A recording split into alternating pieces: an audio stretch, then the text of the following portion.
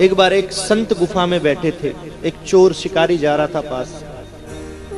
गुफा में संत को देखा, सोचा जाकर प्रणाम करूं। संत को प्रणाम किया, देखा बहुत दिन से भूखे प्यासे रहकर माला जप रहे हैं। गुरु कृपा बता रहा हूं मैं आपको बंधु,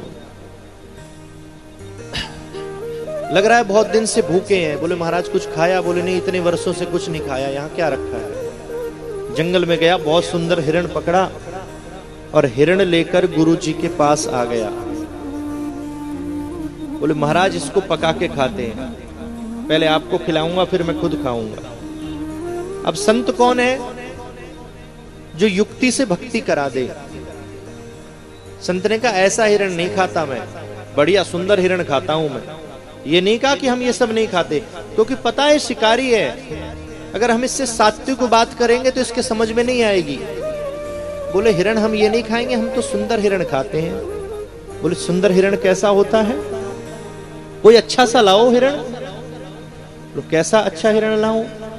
गुरु जी ने कहा वरहा पीड़म नटवर वपुः कर्णयो कर्णिकारम बिभ्रद्वासः कनक कपिशं वैजयन्तीं च मालां रन्धान् वेणुरधरसुधया पूरयन् गोपवृन्दै वृन्दारण्यं सुपदरमणं प्राविशद् गीतकीर्तिः। वरहापीडम नटवर वपुः, एक ऐसा हिरण होता है जो मुकुट पहनता है। शिकारी ने कहा है हिरण मुकुट भी पहनता है? बोलो सिर्फ मुकुट ही नहीं पहनता, एक कान में कुंडल भी है उसके, और कभी निकाल के इस कान में पहन लेता है, कभी निकाल कर इस कान में पहन लेता है। ऐसा हिरण है वो।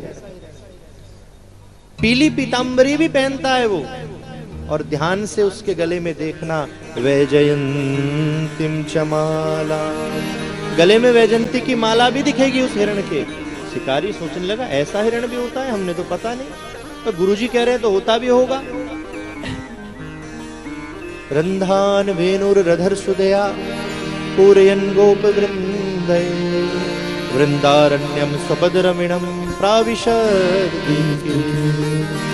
वंशी भी बजाता है, वेणु, ऐसी सुंदर वेणु बजाता है कि जो सुनता है वो मुग्ध हो जाता है। मतवाली चाल भी चलता है, क्या चाल श्यामल बेली है, सखी चले जाते रस्ते रस्ते, मनमोहन ने मन छीन लिया, सखी छीन लिया हंसते। उनकी तो चाल ही बता देती है। अब सब चीजें बताई, शिकारी ढूंढने चल पड़ा कि जिसके सर पे मुकुट हो, गले में माला हो, चंदन हो, पीतांबरी हो, कान में एक में कुंडल हो, ऐसा हिरण मिलेगा तो पकड़ के लाएंगे। अब हिरण जब मिलेगा तब मिलेगा, लेकिन जैसे गुरुदेव ने ये स्वरूप बताया हिरण का, अब आंख बंद करके वही स्मरण करे, चारों ओर वही देखे, चारों ओर वही देखे कि कहीं वो हिरण मिल जाए, कहीं वो हिरण मिल जाए। और हिरण का स्मरण नहीं, ये ठाकुर जी का स्वरूप बताया, लेकिन ठाकुर जी बताते तो स्मरण नहीं करता, हिरण बताया तो स्मरण करने लगा।